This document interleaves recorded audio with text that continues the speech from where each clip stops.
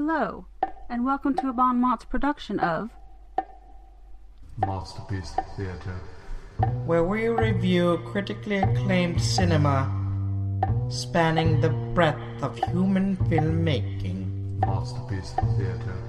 Spoilers, mature content, inappropriate language. Join us. MOTSterpiece Theatre.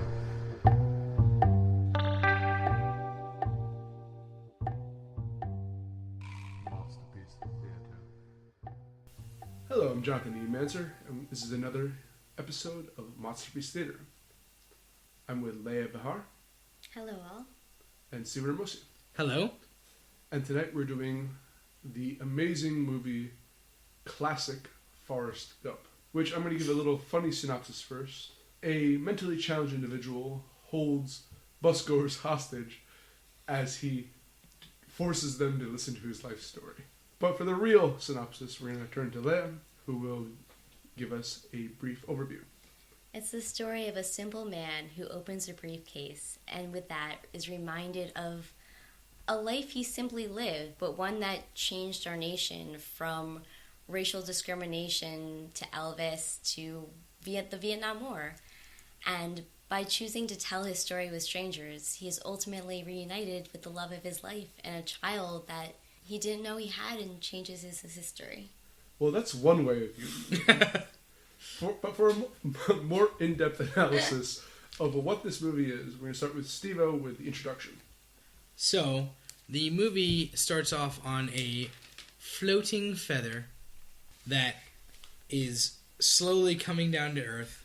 And as the feather drops to Earth, Forrest Gump, the titular character, opens his suitcase, and his entire life is in it. The entire story you're about to hear and see is enclosed within his suitcase. And he takes the feather, puts it into a book, and then decides to start telling his story to the nearest person that is available, who is A very disinterested person as well. an incredibly disinterested person, reading People magazine on the bench next to him. And he goes right into his childhood and starts telling stories of his childhood. And I think it's the first story he tells is the story of his quote-unquote first pair of shoes, even though I assume he had shoes before he was like 6 or 7 years old when he gets these braces on his legs. It's 50s Alabama. He He was wearing cardboard and string. I mean, they're walking still wearing uphill it today. to school, So both ways in the snow. Do those Yes. still not count as shoes, though? I don't count them as shoes. I count them as sandals. Oh. All right. Are they open-toed? Does he wear socks with his Ojo sandals?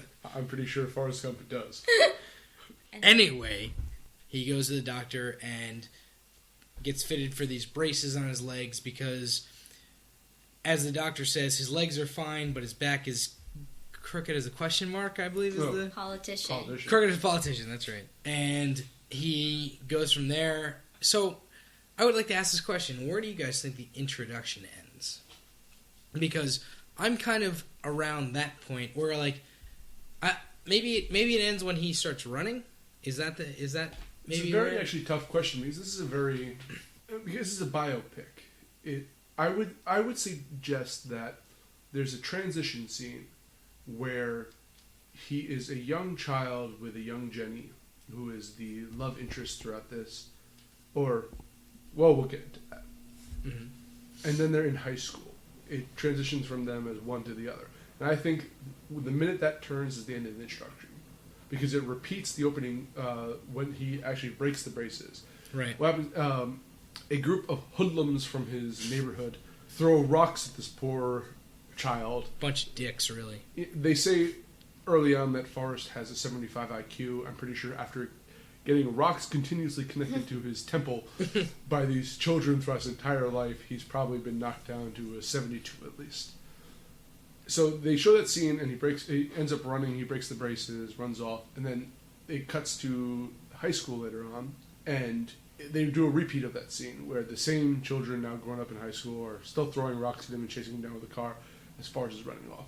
So the parallel there, I really think, establishes the end of the introduction and the beginning of the body. Okay, I can see that. So, as far as the intro goes, you get a sense. So I think they did the introduction in as much of a classical introduction sense as they possibly could have, where like he opens the suitcase right in the beginning before you even go to the flashback into his life. He starts telling the story, and it's all of these things from his entire life. Hey, I always bring a ping pong paddle wherever I go with the suitcase. And a copy of Curious George, just in case. Yeah. And the two are and a hand in hat hand. from when you were shrimp boating, and Well, I've never been shrimp boating, so I don't have a hat for that. well, maybe you should. Maybe that's a suitcase you're gonna have later on in life.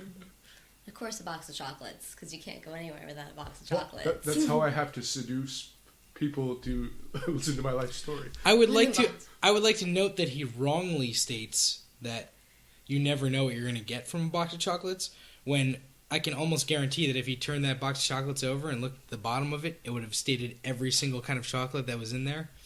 Now, there's a lot of snarky commentary that I would like to make, but I'm going to give a shout out that Cracked did a video on Forrest Gump where they really skewered and made a number of fantastic points on this movie and how it is subtly sexist and racist, and maybe not even subtly, just completely blatant. But regardless, he meets Elvis.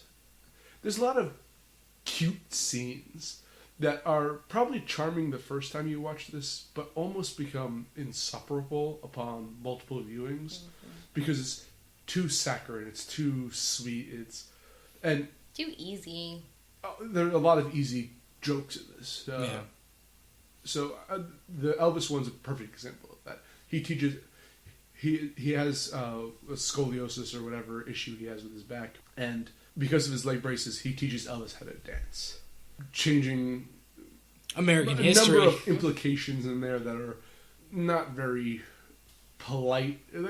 Again, it's cute, and I don't. It's very surface level commentary about American history. Right.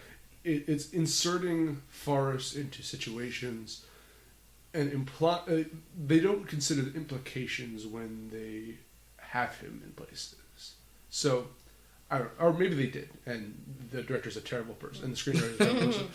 But regardless, Or even like the statistics involved that like one person would be all those places in all the right time throughout history. I mean, that just bothers me. oddly enough, I can forgive that, but I can't forgive his influence over those events. Whether or not it was on purpose, Forrest really had a lot of influence on a lot of events that, well, whatever. You know what? I don't even want to get into this because Cracked has done it, and they've done it better than we're going to do it. And suffice to say that there are points where it can be definitely construed as sexist and racist. And go check out that video if you want to see that. We'll put a link in the description if you're interested. But let's just talk about the movie on, I guess, We'll do the and surface commentary on it. literally any other level than those two levels. We'll talk about it just because, you know, I think that there's more to say about this movie, I guess, than what was said there. Yes, and I think absolutely. that's a very important thing to say about the film. But I think that there are a whole lot of other things that you can look at within this movie. So let's move on to intro. Ian. So, yeah. Well, if we're giving a score, we'll start with Steve-O. As far as the intro, well, actually, you know what? I would give this intro a soft one.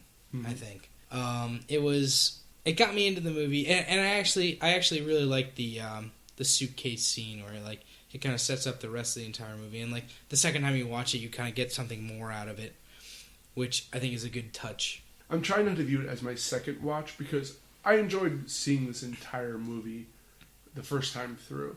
And I actually enjoyed watching this movie the second time through. And yes, some of the techniques used in this film aren't the best, but they're done well enough that I respect it enough, so I have to give it a soft one. From there?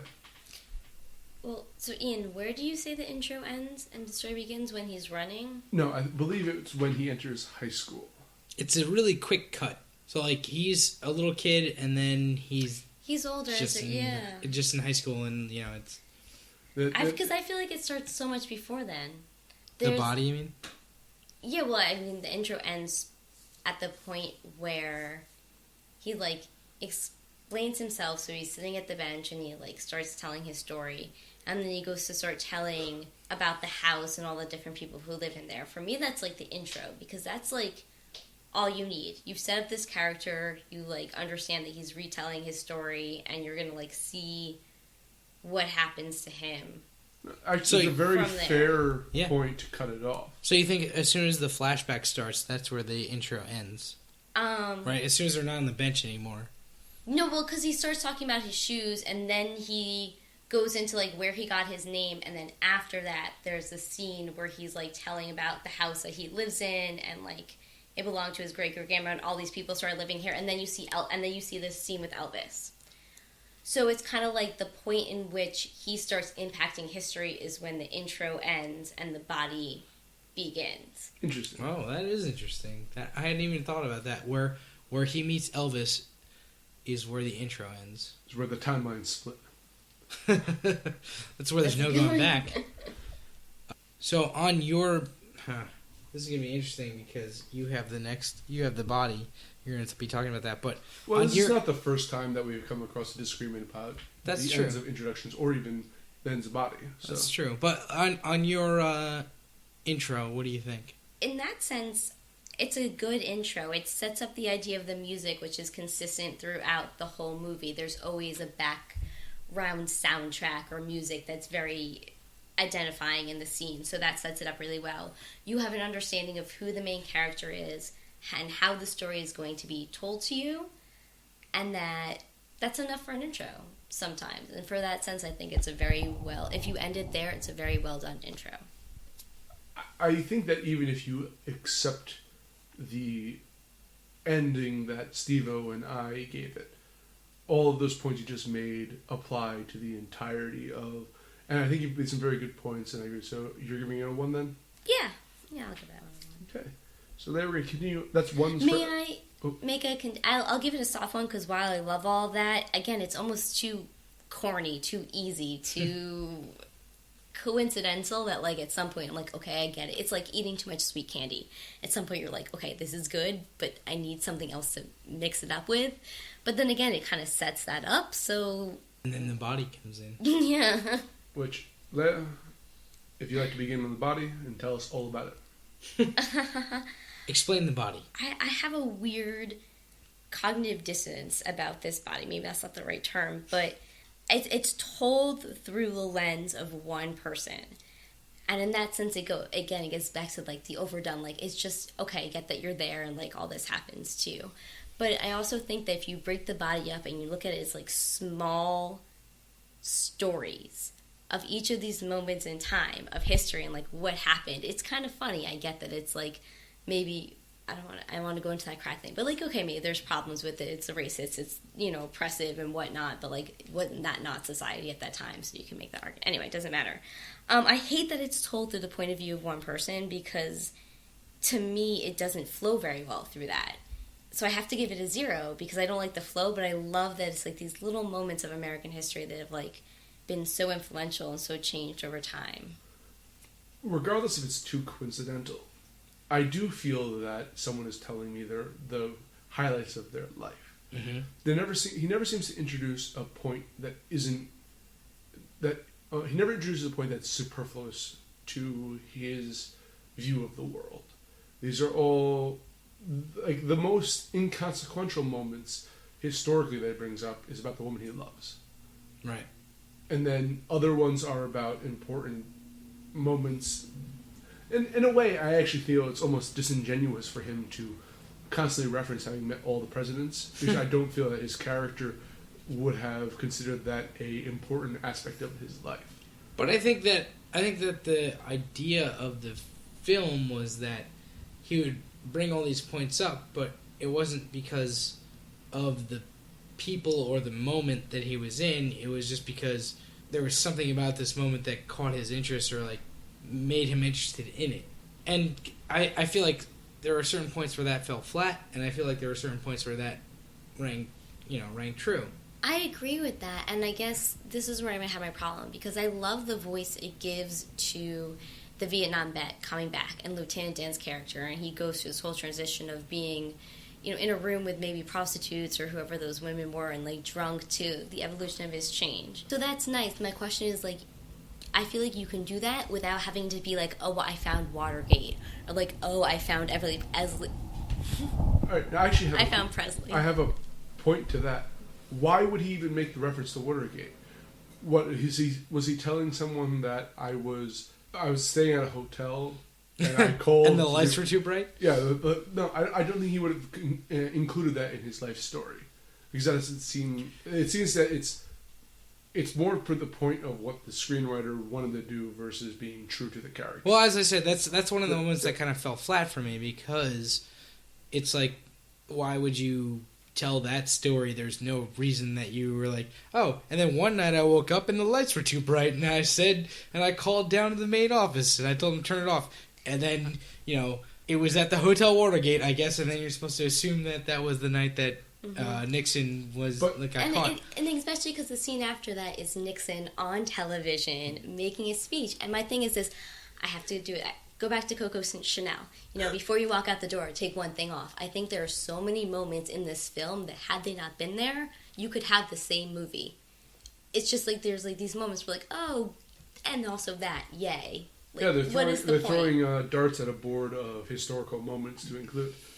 Now, before we go into more depth, I would actually like to give an overview of what happened in the body. So after he gets to high school, Forrest becomes a star athlete for Alabama University because he can run very fast. And there are people are just using this guy throughout his entire life. And the coaches at Alabama are specifically referencing the fact that this guy's dumb, but he's a good athlete, and we're going to use him. Yeah, Bear Bryant wasn't a fan. So then he ends up going to Vietnam, where he befriends, although that will be argued later on whether that's actually a true friendship, with this black individual called Bubba, who's obsessed with shrimp. And Bubba ends up dying. He meets a Lieutenant Dan, who he ends up saving his life, but Lieutenant Dan loses his legs in Vietnam. So they end up coming back to the U.S. He meets up with Lieutenant Dan later, who's now a bitter World War II vet. He continued to pursue Vietnam War vet. Becomes a bitter Vietnam vet, and Forrest continues to pursue Jenny throughout, but she keeps running away from him, off to some hippie conventions or otherwise. And where do you think the ending begins? I think when he gets off the bench. Mm-hmm. Oh, and runs to go jet, yeah. I think that one's the most clear distinction. Mm-hmm.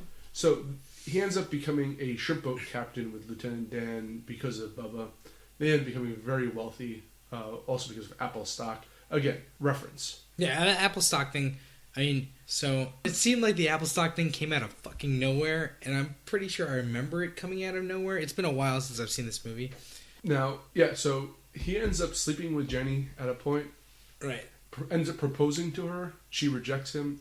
Then he gets a letter, and that's why he's at the bench, waiting to take a bus to find her. And we decided that was the ending of the conclusion. A lot happens. He ends up becoming a ping pong champion. It's really strange all over the map.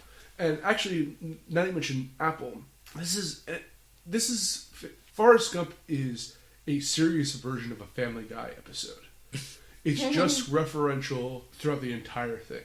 All it is, oh, remember Nixon? We're going to do a scene with Nixon. Oh, remember LBJ? We're going to do, oh, remember JFK? Remember John Lennon? Here, Forrest Gump met him. It comes across as almost disingenuous. It's a feel-good movie that's saying to people of my father's age, hey, here's your life. Here's the highlights of that. Remember all of the stuff that happened to you? Well, we're going to keep it in one film. Yeah, right. Yeah, I mean, that's to an extent that's absolutely true. I saw this movie when I was a kid, and I really loved, I mean, by a kid I mean like 12 or 13 years old, and I really enjoyed it. And I've probably seen it once since then, maybe 5 years later, and I haven't seen it since then, so that means it's been probably 10 to 12 years since I've seen the movie. And I liked it a lot better when I was younger.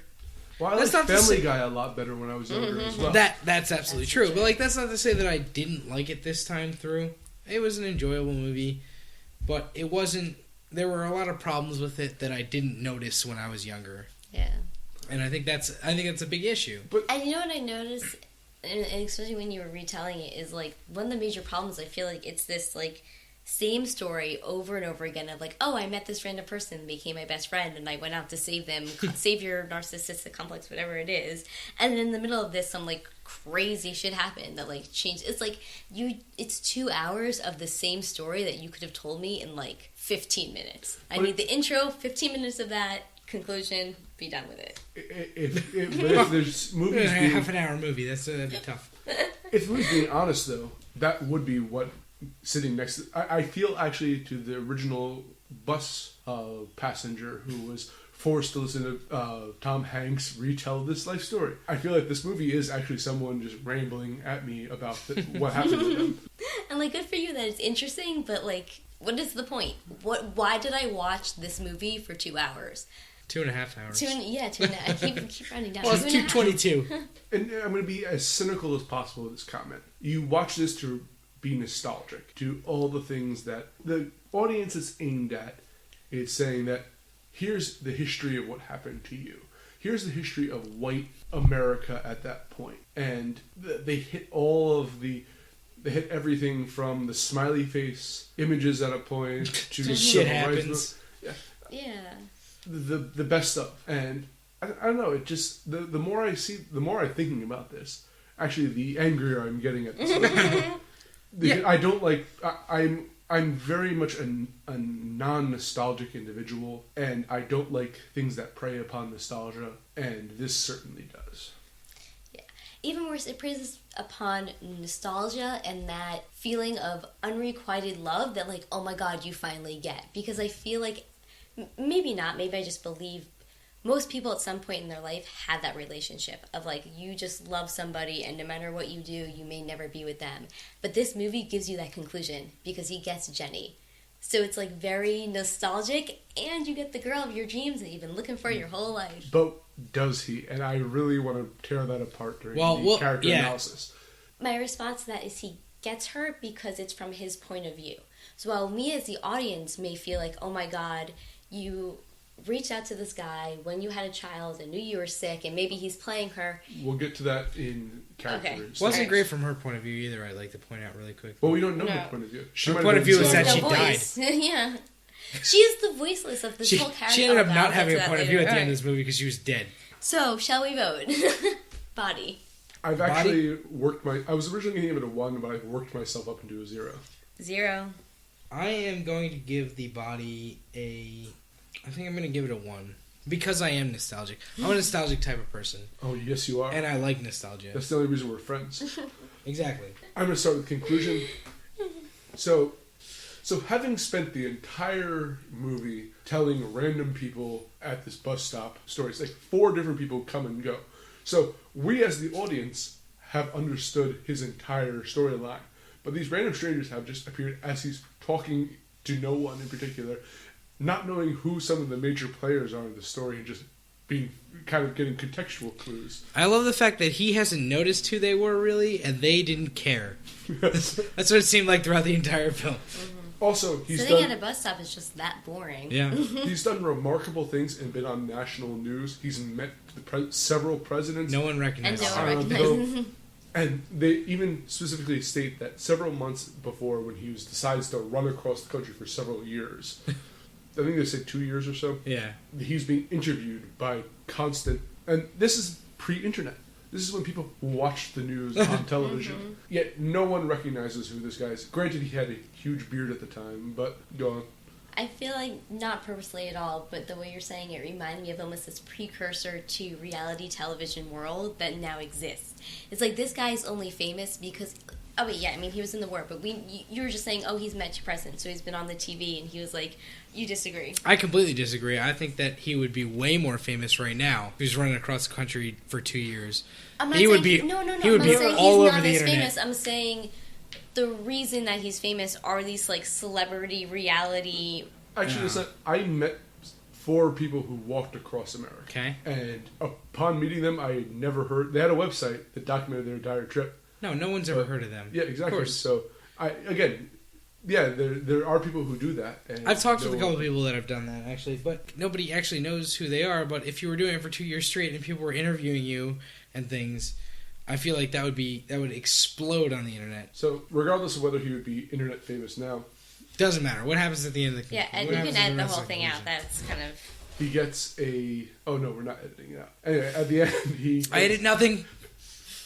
I almost left in 5 comments by Scott that we're editing we're cutting all this out. We're cutting this part out. So, at the very end, after telling all of these stories to people, he finds out that Jenny's within walking distance of him. So he ends up meeting up with Jenny, finding out that he has a son, which I would love to see that Maury Povich episode. And that Jenny has AIDS.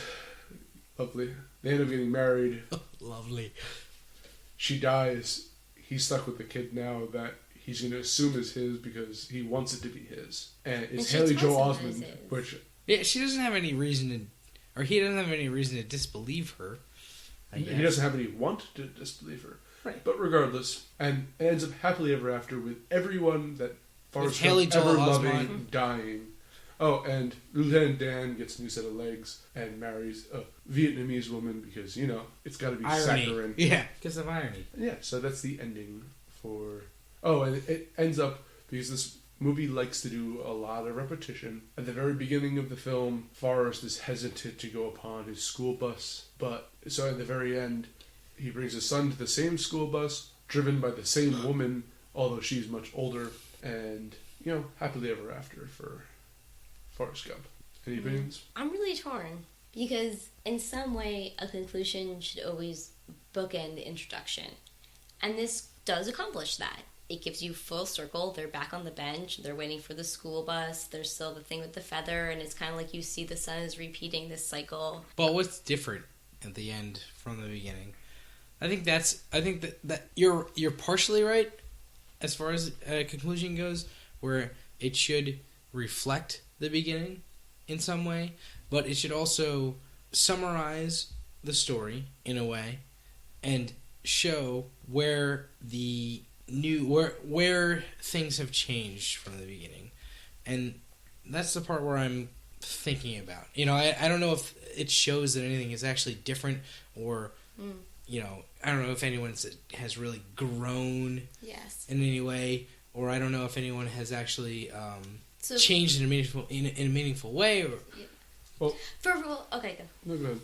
I was gonna say the way it's like there's a conclusion, but there's no climax for anybody. Like that change doesn't happen. It concludes in that way, like the intro and whatever. But there's no ultimate change of the character. There's no growth. Like where The thing is, Forrest Gump, things happen to him. He is almost a static element in his universe. Right. People he cares about die, but his mother dies at one point. But he continues living at the house. Jenny dies. It's the woman he loved, but he just continues onwards. His best friend, which dies in Vietnam, but that doesn't really. He finds Lieutenant Dan instead. It's that I don't think the way this character is written, the world, he is the rock while the tides of change lap up against him. Mm-hmm. And the only thing that happens, he doesn't even get older. Leia, you pointed out during the movie that the actress who plays Jenny changes 3 times throughout this work, but Tom Hanks never changes. Mm-hmm. Why? Because he's never changing. And I don't know if that's I don't believe it was a metaphorical intention, but I think that maybe it's a subconscious one. They paid Tom Hanks so much they couldn't afford another actor. Yes. But regardless, nothing affects him. Mm-hmm. I feel that if his son died, if Haley Joel Osment died during a year later, Forrest Gump would maybe just go running for a little bit. He'd just be still Forrest Gump, and you know. So I don't think it's possible for his character to change. I kind of agree with that, and that kind of brings me to a 0 score on the ending. And see, that would change my thing because I think before I was kind of upset that I didn't feel like there was a climax. But you're right. To give an ultimate change, I feel like it would have been so phony to the development of the character because there isn't any. He's not doing anything. He's literally just sitting and talking. And like, okay, yeah, gets off the bench, he meets Jenny, but even that kind of happens to him. She has a child. She dies. He does not change. So you're right. The that needs to be the conclusion. Nothing happening, but everything happening is the conclusion of this story. It's an incredibly cynical ending that I don't think was intended. But if you actually look at it, it's a horrible existence that he has. But then there's this epilogue that the son is going to have a good life because he gets on the bus and everything's going to be cheerful and happy for this son. Hold on. But you have to look at the...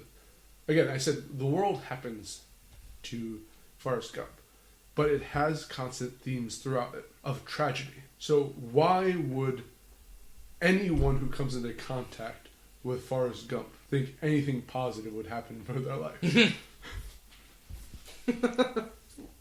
That's a good point. But maybe, like, the birth of a child will bring something new. Well, maybe. Is that not the whole point of, like, the new generation? The bookend is that it starts off with the feather falling, and he puts it in the, not George the Jungle, Curious George book. And then Hale Jonathan opens it. It says it's his favorite book, and the feather falls out, which means that he hasn't read it for the however many years passed since Forrest Gump, and the feather just falls to the ground. So if I don't know. I don't know what that metaphor means. But I think it's a question of ending on a happy ending or not. Because if the feather just falls out, that kind of, it doesn't give you any resolve. It doesn't give you any happy note of like, oh, but everything's going to be okay, even though all these horrible things just happened to him. But I feel like Haley Joel Osment's character having a life is like giving the audience this happy ending that we... The feather was important enough for him to be curious about and store, and then in the end it's just discarded. And I think that's a metaphor for the entirety of Forrest Gump comes across curiosities and then discards them when he doesn't have the capability to have long-term attachment to things. Exactly. But my point is that, like, ending there gives a conclusion to Forrest Gump and his character and everything that's happened. Having the son be the ending of it, where he's getting on the bus and he's the last to speak, doesn't that change something? And doesn't that give you this... I think it's more akin to... Have you ever seen Nightcrawler? When the ending... there's no punishment for the character being a sociopath. Not that I'm saying Forrest Gump's a sociopath by any means. But in a sense, it hints at just a continuation of the patterns that have existed at this point. Mm. So we're really talking about protagonists right now. Mm. But I feel that, again... but Steve, you said you saw Nightcrawler, right? Yeah. So you know what I'm talking about. I feel that this... Yeah, absolutely. I completely agree. It has that... Well, the ending of Nightcrawler was meant to be disturbing and, like, kind of off-putting, whereas the ending of this is meant to be, like, happy-go-lucky. But yes, that aside, I know what your point is, where it kind of cuts off and you're like, this character is going to be this character. He has been this character the entire time. He's going to be this character the entire time. And, like, I hadn't really thought of Nightcrawler that way, but, like... I loved that movie, the main character, but the main character did not have an arc, had no change in character the entire time. It was kind of like... But in a sense, that's the point of a right. number of mental, kind of sociopathic, and I feel that, in a sense, again, I don't want to say that Forrest Gump is a sociopath or a psychopath, but he doesn't have that connection that can be built with... He mimics it at times. I think he has a concept of love, but it never seems to affect him in the ways that it should, because he has lived a tragic life. But he's also lived kind of a charmed life in another sense, Mm-hmm. But so I'm going to give it a 0 because I think that the implications of Forrest Gump, again, as I talk more, I was going to originally give this a 1, but as I talk more, I'm convincing myself to hate it. Talking yourself into a terrible score for this movie. Yeah. Le? I'm going to give it a 0 too, and the same thing. Like, at first, I didn't hate it so much, but now that I realize it doesn't give a conclusion to the character, it gives something else, and yeah, 0. 0? I'm going to give it a 0. I already... Yeah. That's my, that's what I'm going to give it.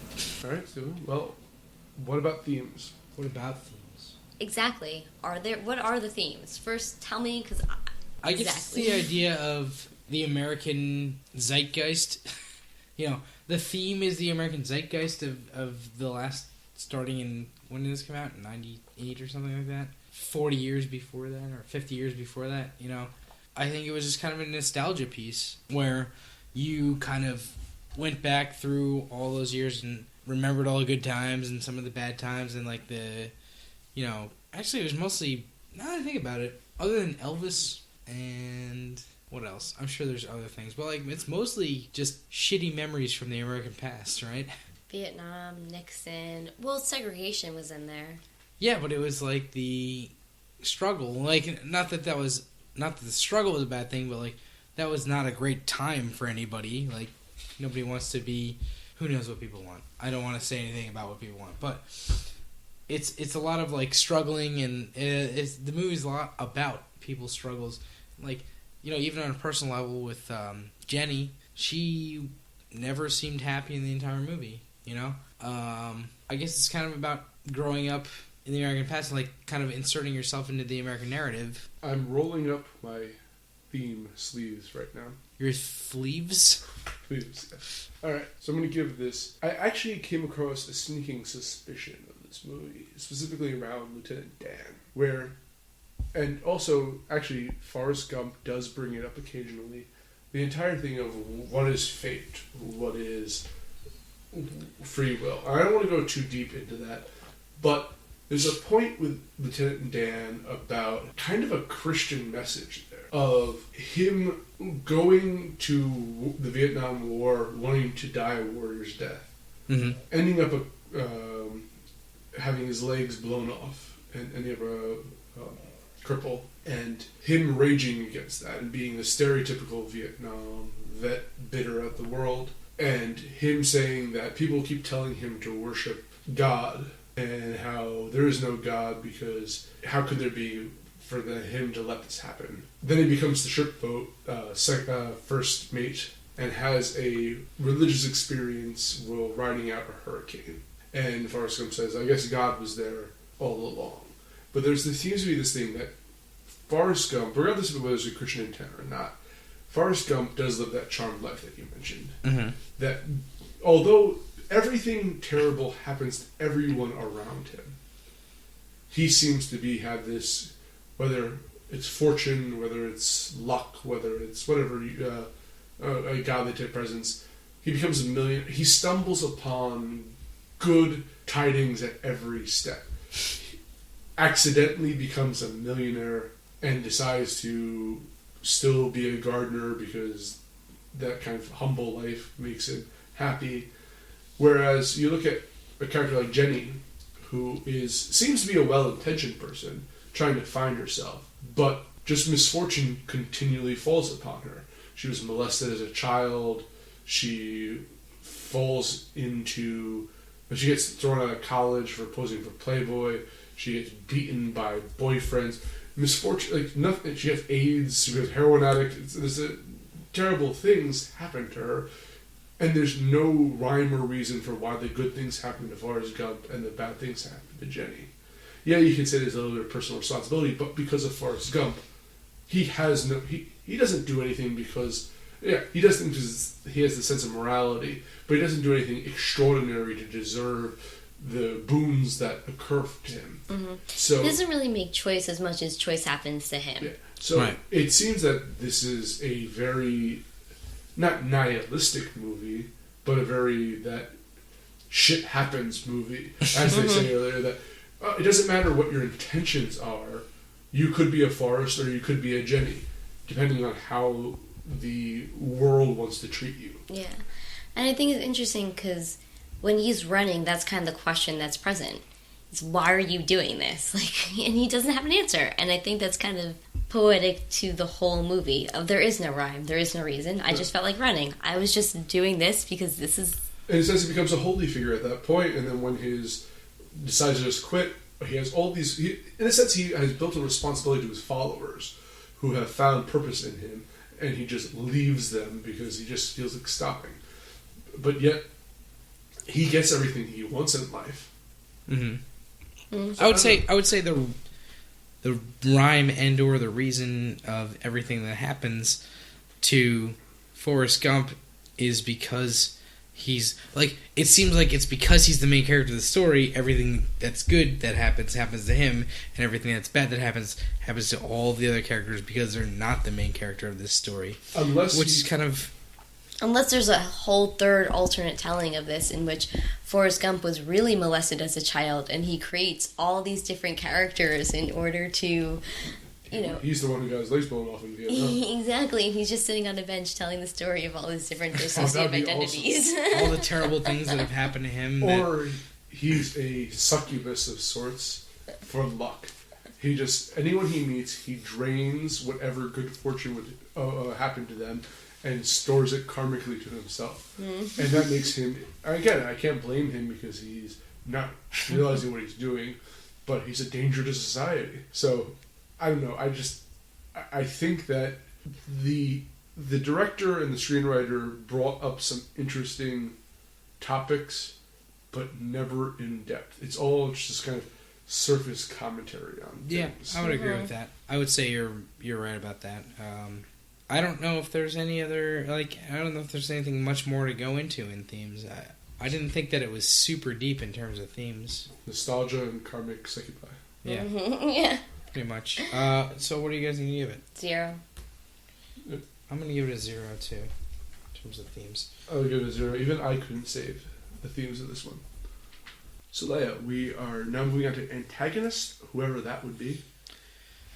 So please inform us. I think right there you ask a very central question. Who is the antagonist? And before we mentioned that things just happen to him. He doesn't kind of make things happen. He doesn't make choice that allows that to happen. And I wonder if avoiding choice, you don't have a foil. You don't have an antagonist because you don't make anything happen. You don't take on a character role. So I don't know. Who do you think? I guess the question is, I don't know there is an antagonist. Well, there could be God. It could be Forrest Gump. It could be America. But even all those, they don't...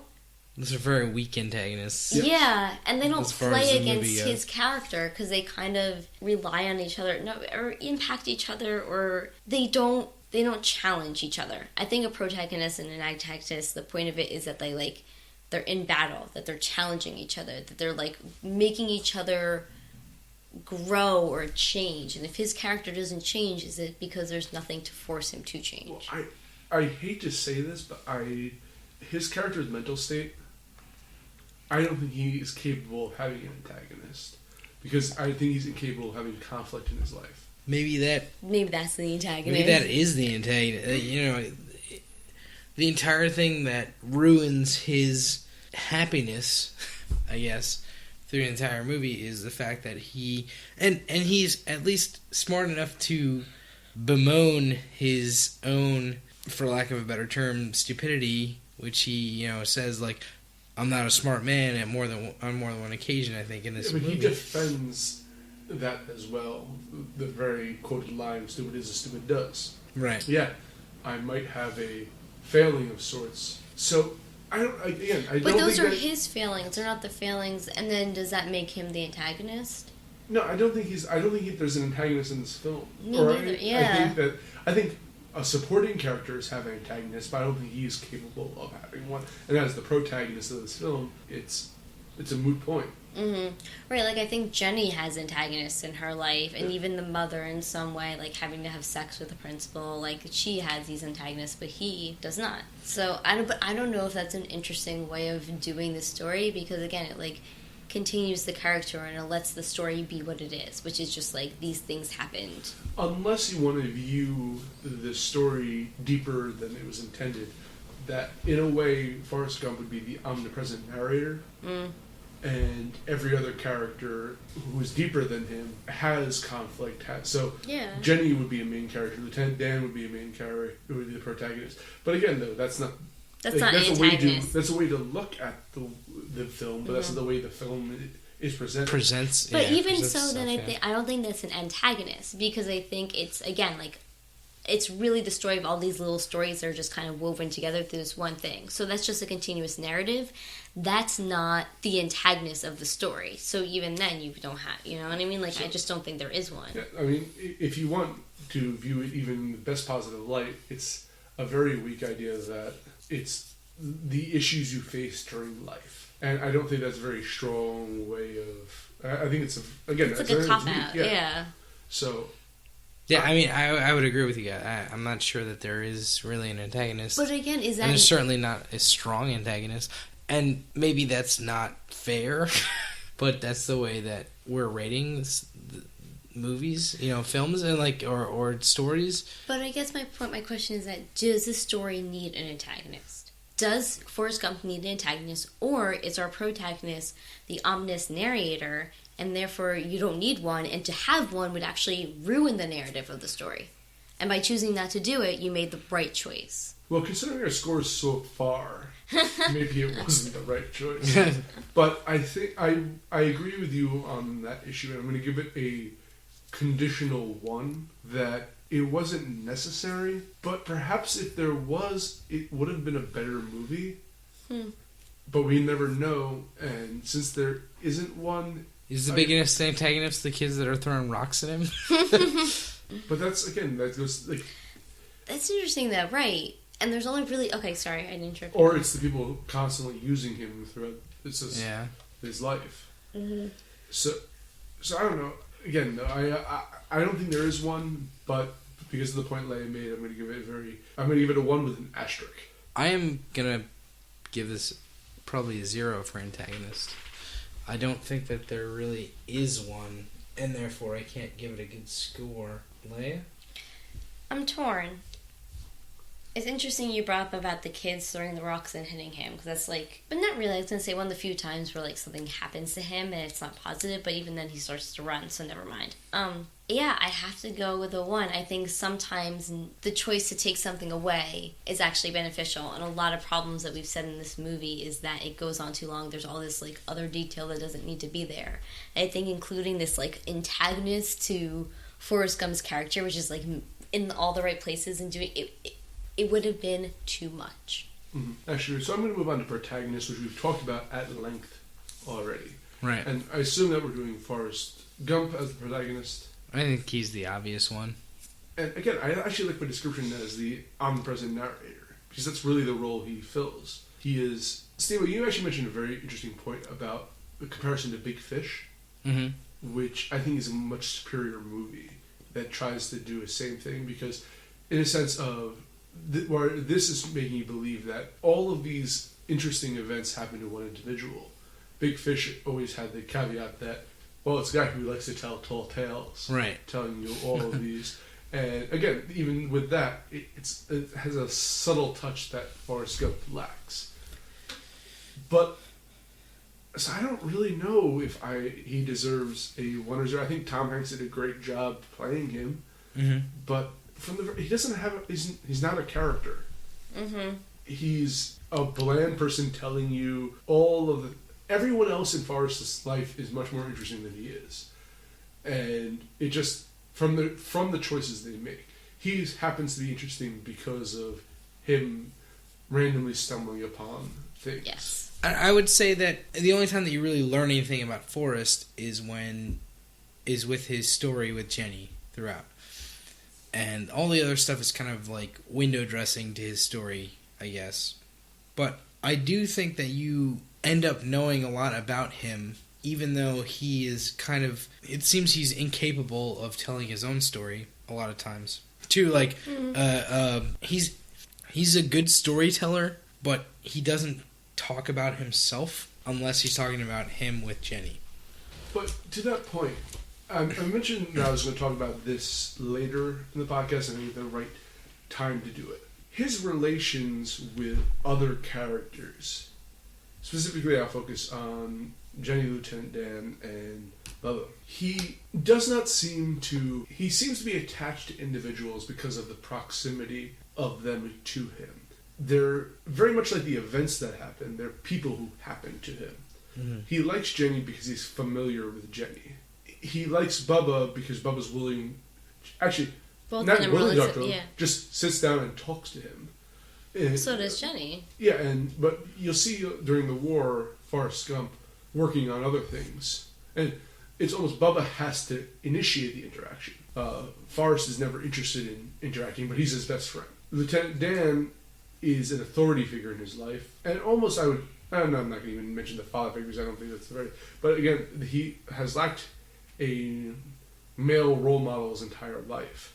And he comes across an authority figure and attaches himself. He calls him Lieutenant Dan long after they're out of the war. Mm-hmm. So these are people that play roles that he's taught he should follow.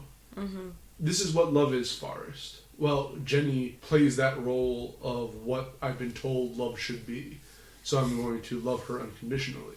And if you think about it, he says that Jenny is his first friend. So he meets her when he starts school. That means for those first few years of his life, the real only person who speaks to him and even says it is his mother.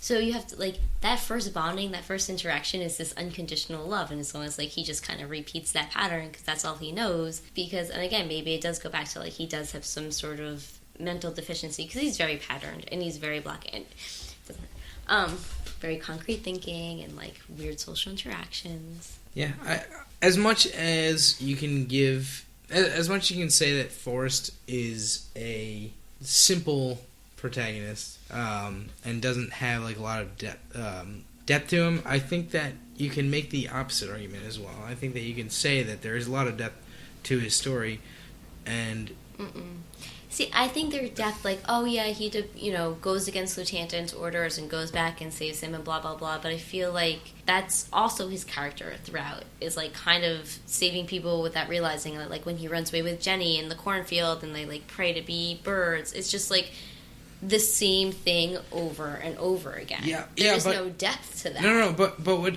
I think what happens is what people tell him to do layers idea upon idea over.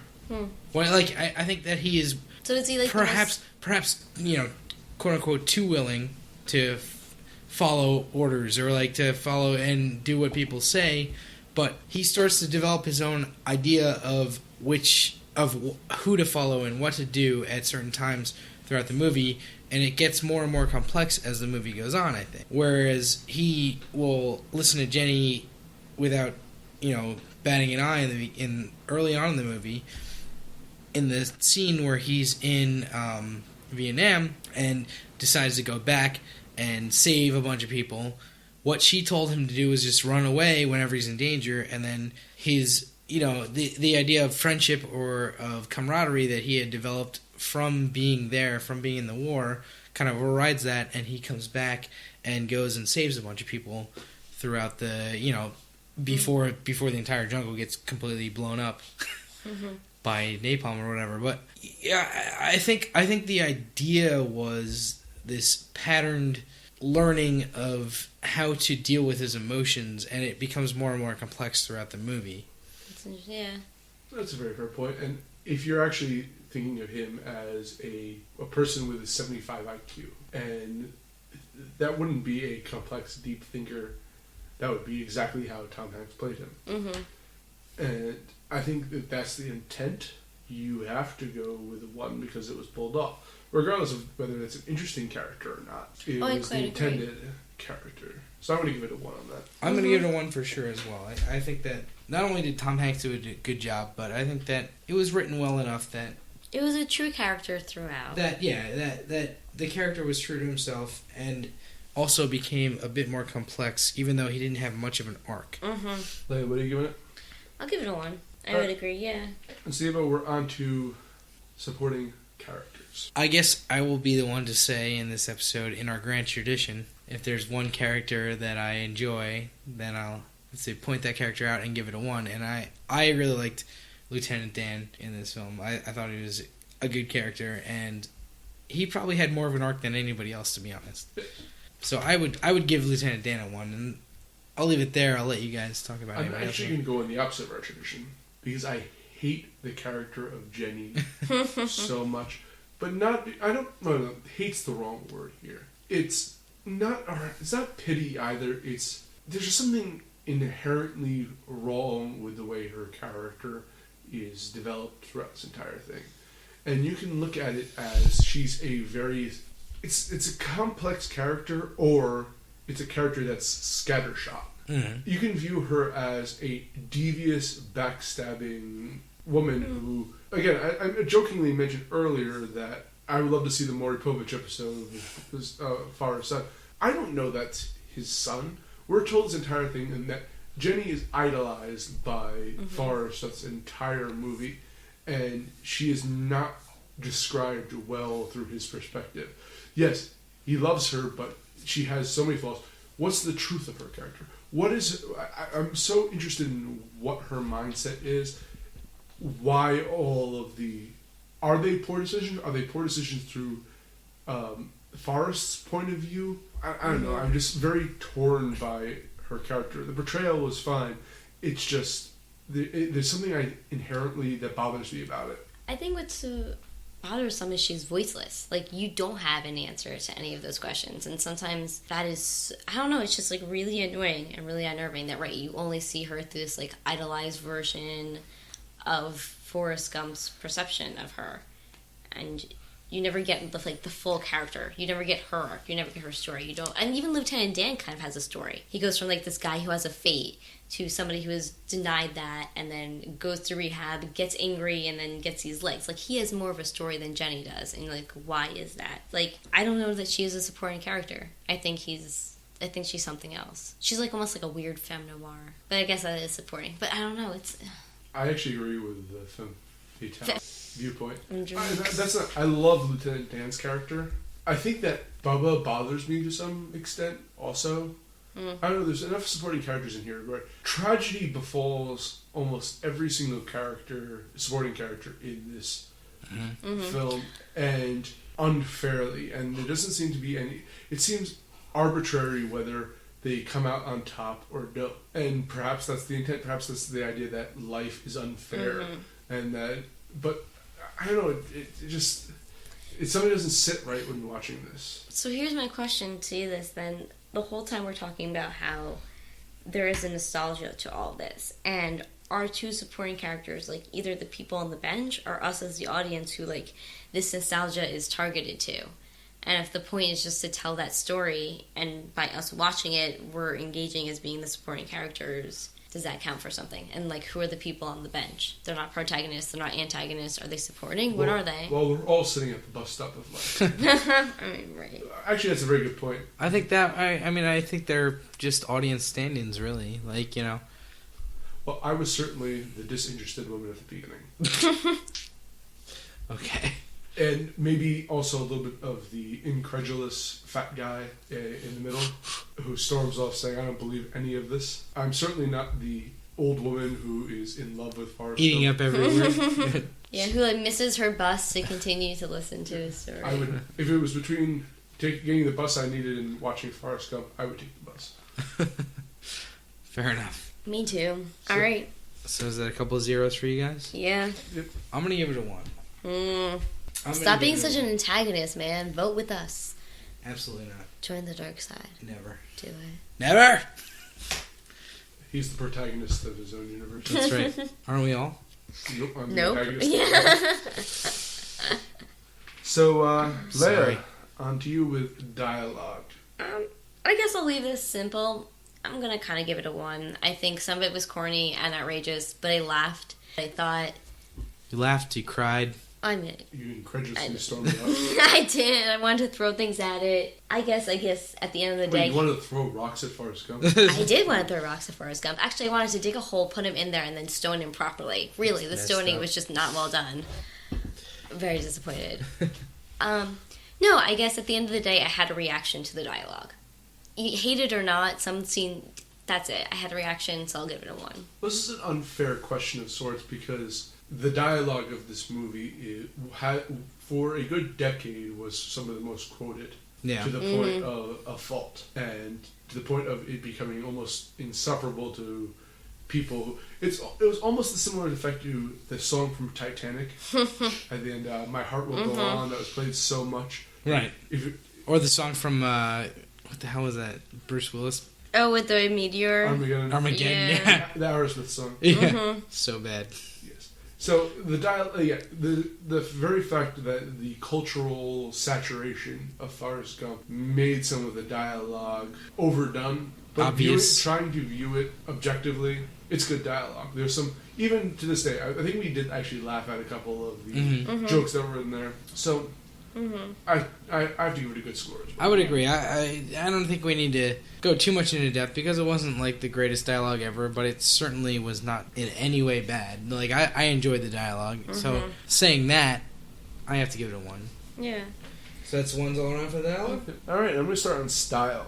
I'm going to explain why I'm giving this a 0 right off the bat. Okay. The soundtrack. Oh, really? I like the soundtrack. This at times had a very good soundtrack, and at other times fell into the cliched, nostalgic, hey, remember this decade? Hey, remember this song? Constantly throughout this entire film. Yeah, at times it worked, but it was such a thematic, nostalgic issue throughout this entire thing that it bothered me at points. I think I was pointing out in Vietnam specifically that they had beaten to death certain songs. Oh, this is what they always play in Vietnam. Yeah, but the first thing that you said when they went into Vietnam was that you enjoyed the choice of song because it was not. Like I said, there's certain points they did it well, but because it was done consistently throughout, well, I feel that it failed more often. It overstayed its welcome, and it lost its charm, and it became cliched after a while. I'll say this, as far as the soundtrack goes, for the same reason that I said I like the nostalgia of this movie earlier when I mentioned it. I like the soundtrack because it's all like really good songs from the 70s and 80s, I guess. I have to say, or 60s and 70s. That was a good time. I'm going to let you say your point, Leia, and then I'm going to go into some cinematic stuff. So if you want to talk about the soundtrack, go ahead. I guess it's just like, to that point, if this is not our generation's music, know this music, I mean, maybe it's beaten to a pulp, but like at least this way we're also having this nostalgic feel because that music brings back the memories of the other images that we've seen, and it kind of gets that cross-generation of like everybody gets to feel invited and connected. Yeah, but again, I mentioned earlier that I have a problem with that style. It's preying upon nostalgia is one of my biggest pet peeves, and the soundtrack certainly did that. Fair enough. Well, fair enough. To go into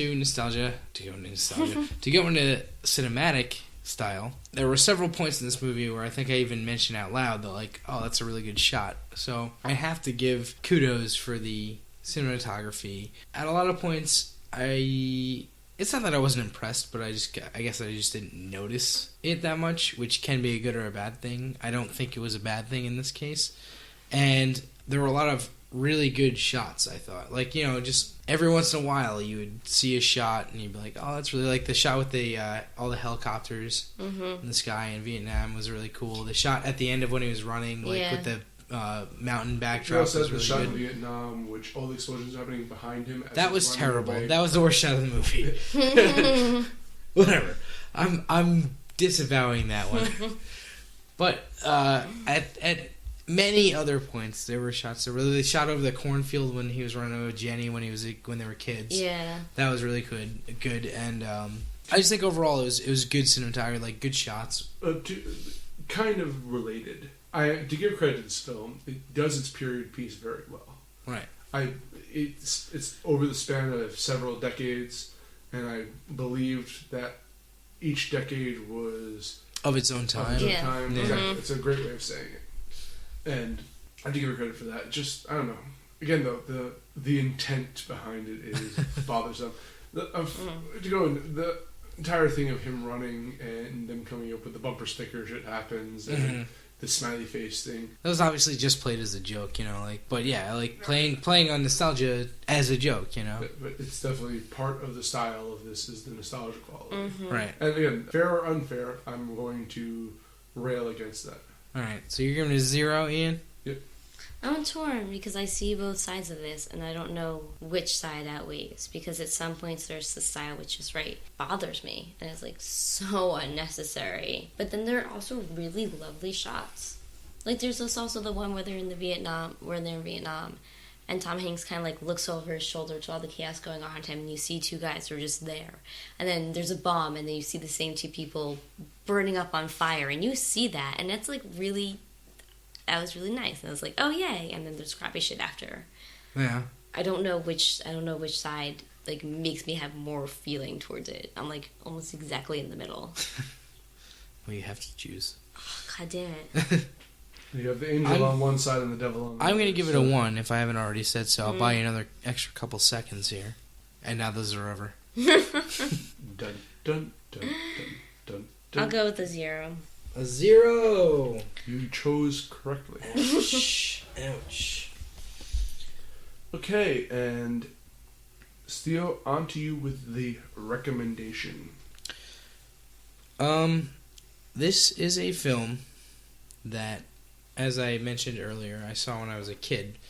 And when I saw it when I was a kid, I absolutely loved it. Seeing it years later, it doesn't have the same impact. It kind of rings false in a lot of ways, where I become a little more savvy, but also cynical, I guess.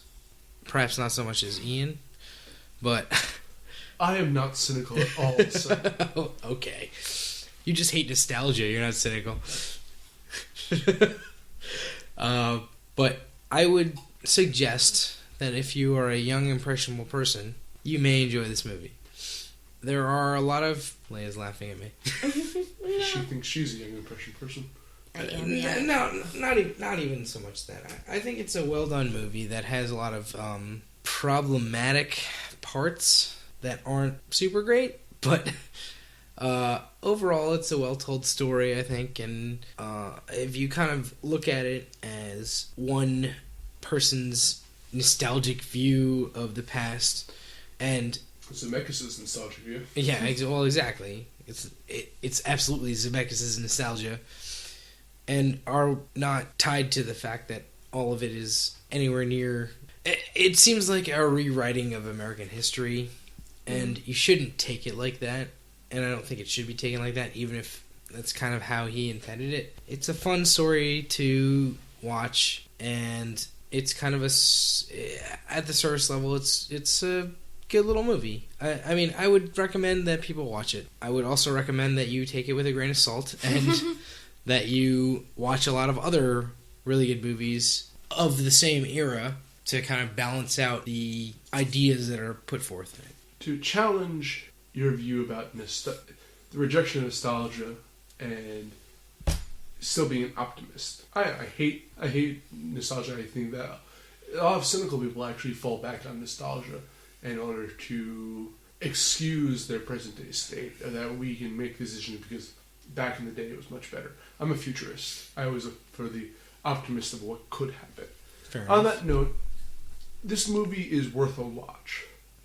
But I feel that you won't notice a lot of the flaws the first time around. But upon subsequent viewings, it'll start to show the fractures in it. I also feel when I recommend this movie, I'm sorry to interrupt you, but I also feel when I recommend this movie, kind of like I'm defending my racist grandfather, a little bit, and it makes me feel weird. But I'm like, he's got a lot of good to him, but there's also some bad stuff in there, Well, isn't Forrest Gump all our racist grandfathers? I think so. And again, watch Cracked for all that. Yes. They actually do a very good job. It's a very on interesting. That. But if you haven't seen it yet, take. It's worth. I think it's on TNT constantly. Anyway. But here's my point to that. It's who are we recommending this to? If you haven't seen this yet, I feel like it doesn't give you any nostalgia or any of the other points we're talking about because you're past that. Who are you recommending this to? Teenagers now? They have no connection to any of this stuff that we saw. Yeah, but not that when I saw it. That was your parents' generation. No, what you have a connection to is the history that you've learned about it. Like when I watched this when I was 12 or 13 or whatever, however old I was, I had learned about all these things, and then in school, and then I was seeing them played out. But so much more history has happened. I feel like there's so many more monumental points in recent history. 9/11, the Great Recession, all of that would speak Forrest to. Gump was there. We gotta wait for Forrest Gump 2 for all those. And that's my point. Is that this is a movie that we keep talking about being nostalgia and having all these moments of history. But those moments were important to maybe. But it's not like they're not important. No, I'm not saying they're not important anymore. But may I make a point for you, Leia? Mm-hmm. This reminded me of the retelling of Christopher Columbus coming to America. not the history of him brutally enslaving an entire Hispaniola, but the idea of him being an adventurer coming to 1492, Columbus sailed the ocean blue. Forrest Gump is the modern day Columbus. It's the idea of, I wouldn't say it's a whitewash, but it is taking a lot of complex ideas that happened and giving you the Cliff Notes version. And the happy version American of the Cliff history, Notes version. Saying, oh, look, like, yeah, there was the problem with racial segregation, but look at Forrest Gump picking up the book for a person. It seems to be putting a happy face on it all. But to who? Who would you now recommend this movie to? Hey, who hasn't seen it? And if you haven't seen it, is it relevant to you? You made a good point. I don't know who I would recommend it to. Here's the thing. I think you made a good point, Ian, when you said you had no real connection to this history either when you first saw it. You weren't alive when any of this stuff happened. The thing is that it is all stuff that you have read about and heard about in history class or in school, and then you're kind of getting only to rail against it later. A more quote-unquote humanistic version of it where you get to see Forrest Gump living it and like becoming a part of it. And it's kind of, I think Zemeckis is trying to bring history to life basically and like not let it die. And I think that is not necessarily a bad thing. I'm not sure if he did it the best way that he could have, but I think that trying to keep that alive, like, I don't think that you should just say like, oh, this history doesn't apply to anybody, because clearly it does. It's all American history. It does, and I'm not saying it doesn't apply. I'm just saying, like, I feel like we may have had a connection because at least that was our parents' generation, and like the stories that we heard could have come down. My point. Yeah, but you could say that about your grandparents, like, you know. But my point is that, like, I feel like there's so much history that has happened that the nostalgia that we've focused on this entire conversation. In a way, they don't watch a World War II film because the Iraq War happened. Yeah. But the point is, this has problems, but it's not Mel Gibson's The Patriot. Mm-hmm. Thank God. Mm-hmm. No, I'm not saying don't see it. If you haven't seen it, seen it. But my question is, at this point, why haven't you seen it? Like, and if you haven't seen it at this point, are you really going to go out and see it? Are you listening to this podcast? And if you're 13 years old, you should probably not be listening to this podcast. But if you are, go see Forrest Gump. Go see Forrest Gump, yes. I'll give it a 1. Go see it. Just who are you that you haven't seen it yet? Just who the hell are you? I like that both of your recommendations pushed you each to a 5 on this one. That sounds about right. Which is really weird that you were under 50% before you recommended it. I mean, again, though, I don't think that 5 is a bad score. That's saying that it's a mediocre movie. Mm-hmm. Right?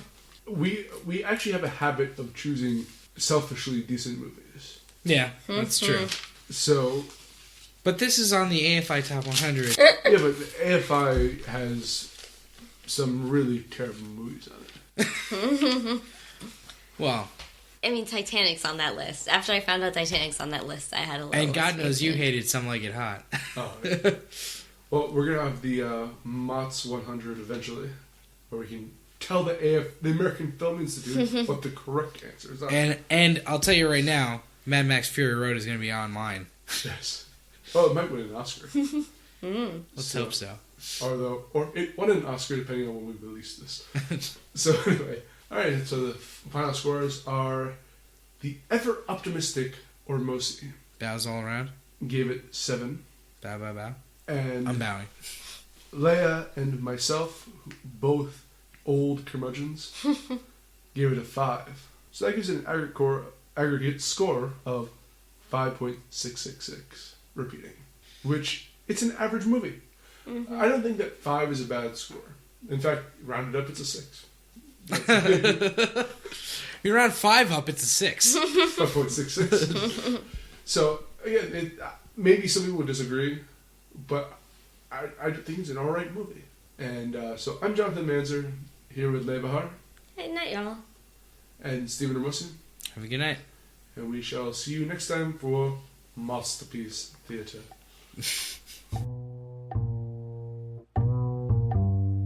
We hope you've enjoyed your stay. MOTSterpiece Theatre. Join us again next time, won't you? MOTSterpiece Theatre. Music and editing by Chris Morgan. MOTSterpiece Theatre. Editing and engineering by Stephen Hermosi.